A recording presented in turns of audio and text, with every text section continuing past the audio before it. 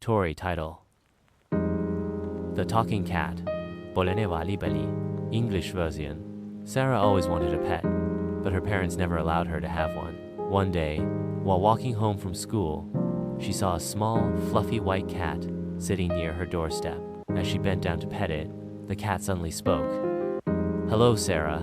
I have been waiting for you." Sarah gasped. "You can talk?" The cat nodded.